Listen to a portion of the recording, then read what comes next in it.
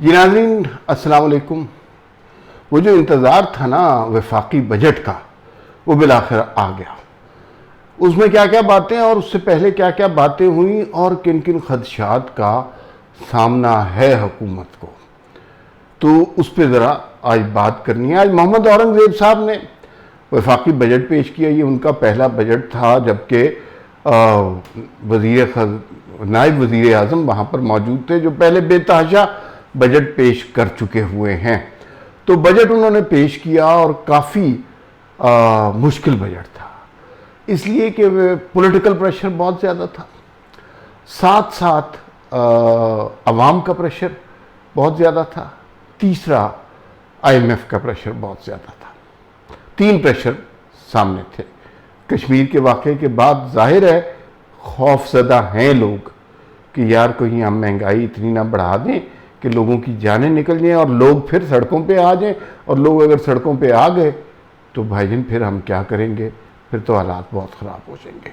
तो इस सूरत हाल में एक यानी आप अंदाज़ा कीजिए कि टास्क कितना मुश्किल था।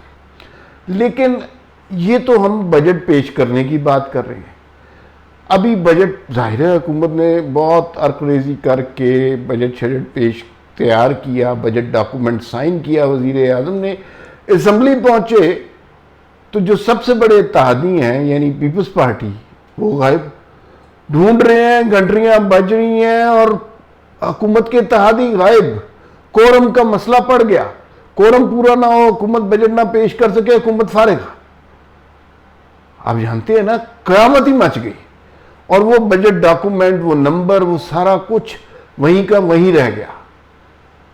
और फिर पीपल्स पार्टी बिलावल भुट्टो अचानक गायब हो गए।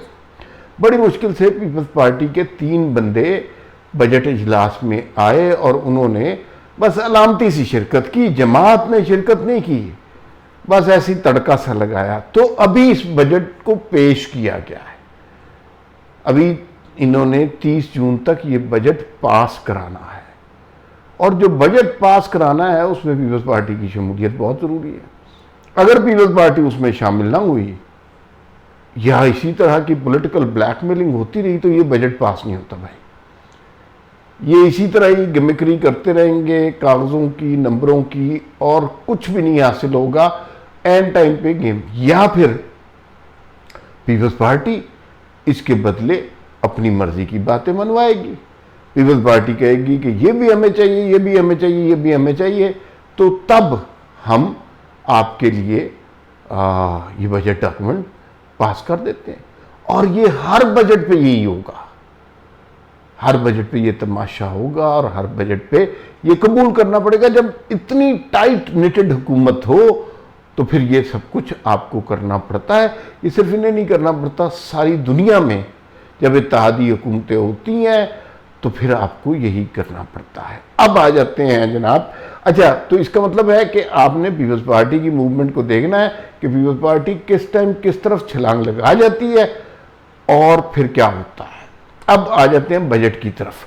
बजट क्या हुआ? पहली बात तो ये है कि तहरीक इंसाफ वालों ने, जिनका नाम कुछ और है आजकल, खूब हंगामा किया, दबा के शोर मचाया और वो सारी बातें की जो जिनके खिलाफ वो तकरीरें करते थे। लेकिन पीटीवी ने औरंगज़ेब साहब पर कैमरा रखा।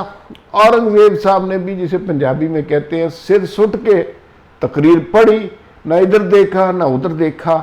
और जाहिर है इतने लोग शोर मचा रहे हों और आपको एक तकरीर करने का कहा जाए तो आप कंफ्यूज होते हैं। मिफ्ता इस्माइल जब थे तब भी कंफ्यूज होते थे, इसहाक डार साहब भी कंफ्यूज होते थे, शौकत तरीन साहब भी कंफ्यूज होते थे। नेचुरल है, ये कोई दानिश की बात नहीं है या बहादुरी की बात नहीं है कि आप कंफ्यूज ना हो। ये देखिए बड़ा नेचुरल है, बहुत से लोग शोर कर रहे हैं, आपको उसमें बोलना है, आप बोल रहे हैं, तो फिर आपसे ये तवक्को की जाए कंफ्यूज ना हो आप। लेकिन ये क्रेडिट जाता है औरंगज़ेब साहब को कि औरंगज़ेब साहब कंफ्यूज नहीं हुए और उन्होंने पूरी दिलजमी से जो लिखा हुआ था वो पढ़ दिया और इब्तदा से आखिर तक एक नुक्ते पर मुसर रहे कि हमने महंगाई कम की है।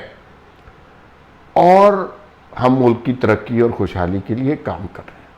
अगर आप वैसे मार्केट को देखें, अशियाए ज़रूरिया को देखें, अशियाए खुरोनोश को देखें, तो ये औरंगज़ेब साहब की बात को तस्लीम करना पड़ता है कि कुछ अशिया की कीमतों में कमी हुई है। पेट्रोल की कीमत जो है वो जाहिर है वो इंटरनेशनल प्राइस है, उसका हमसे कोई ताल्लुक़ नहीं है, वो इंटरनेशनल प्राइस है, उससे हमें जो है गुज़रना पड़ता है और वो ऊपर नीचे होती हैं। लेकिन सुना है कि नवंबर तक वो प्राइसेस कम होती रहेंगी, तो इसके लिए हुकूमत के पास नवंबर तक बहुत अच्छा टाइम है और वो बहुत सहूलत के साथ चल जाएंगी। लेकिन इन्होंने लेवी अभी इस पर पेट्रोल के ऊपर 20 रुपये आयद कर दी हुई है। तो जो महंगाई है वो पहले कहीं कहाँ थी और अब 12% पे आ गई है। ये बहरहाल उनकी बात सही है। जो मज़ीद इकदाम किए हैं उस पर आ जाए। पहली बात तो ये है, ग्रोथ रेट जो सजेस्ट किया है वो 3.5 है, which is very good growth rate. पहले साल में कोई शख्स इतना ग्रोथ रेट नहीं सजेस्ट करता। सारे माशी तजियाकार इस स्टेज पे कह रहे हैं ये ग्रोथ रेट अचीव नहीं कर सकेंगे, लेकिन नोइंग शहबाज शरीफ साहब वो ये ग्रोथ रेट अचीव करवा लेंगे। तो 3.5 is a very good growth rate. दूसरी बात ये है कि तनख्वाहों में इजाफा, ये पॉलिटिकल गिमिक्री भी होती है, इसका कुछ फ़ायदा भी होता है, इससे जाहिर है सरकारी मुलाजमीन को फ़ायदा भी होता है। इसमें ग्रेड 1 से 16 तक के सरकारी मुलाजमीन का 25% इजाफा हुआ, 17 से 22 तक के मुलाजमीन का 22%। अच्छा, ये 3% की समझ नहीं आई, सबके ही 25% कर देते, लेकिन साथ साथ इनके ऊपर टैक्सेस में भी इजाफा हो गया। पेंशनर जो हैं उनकी पेंशन में 15% इजाफा हो गया है, जो कि अच्छा खासा मुल्की ख़जाने पर बोझ बनता जा रहा है पेंशन का। अनलेस कि नई कोई पेंशन स्ट्रेटजी आती है, ये मामलात ख़राब होते जाएंगे। पेट्रोल की प्राइस में पहले हमारी 60 रुपये लेवी हुआ करती थी, अब उस लेवी की प्राइस जो है वो हमने 80 रुपये कर दी। यानी दुनिया की मार्केट में अगर पेट्रोल सस्ता भी हो तो 80 रुपये लोगों से वसूल किए जाएंगे। आम कंज्यूमर से अगर प्रॉपर्टी के मामले में किसी भी चीज़ पर परचेज पर अगर 15% टैक्स वसूल किया जाएगा तो फाइलर से, तो नॉन फाइलर से 45% टैक्स वसूल किया जाएगा। अच्छा, ये अब लोगों को टैक्स नेट में लाने की कोशिश है।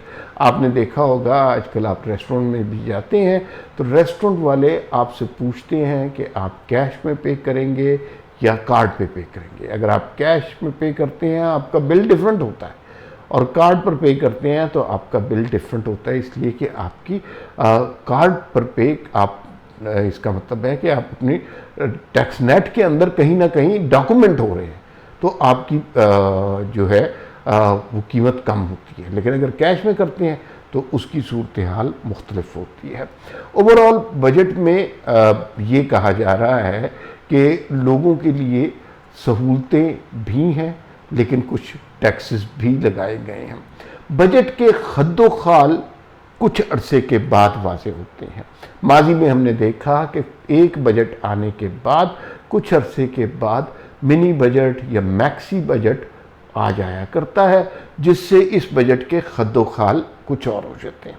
अब एक और मरहला शुरू होगा। अब कल से बजट तजावीज़ आना शुरू होंगी, उसके ऊपर लोग बात करेंगे, तजावीज़ देंगे, रिकमेंडेशन होगी, मकालमा होगा, ताजरों से बात होगी, मुख्तलिफ स्टेक होल्डर से बात होगी, फिर इसके अंदर उन चीज़ों को मॉडिफाई किया जाएगा और फिर 30 जून तक ये बजट मंजूर करवाया जाएगा। इसमें अगर हम IMF की बातें मानते हैं तो हमें बहुत महंगाई करनी चाहिए, अगर हम आवाम की बात मानते हैं हमें टैक्सेस नहीं लगाना चाहिए। ये अजीब तरह का फिक्स में हम फंस गए हुए हैं। लेकिन मौजूदा सूरत हाल में ये एक बैलेंस बजट है।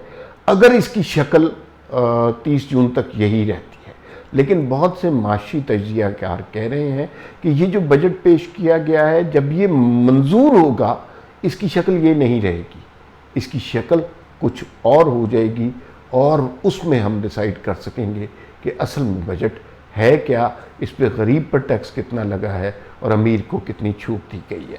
फिलहाल इतना ही, फिर मुलाकात होगी। अल्लाह हाफिज़।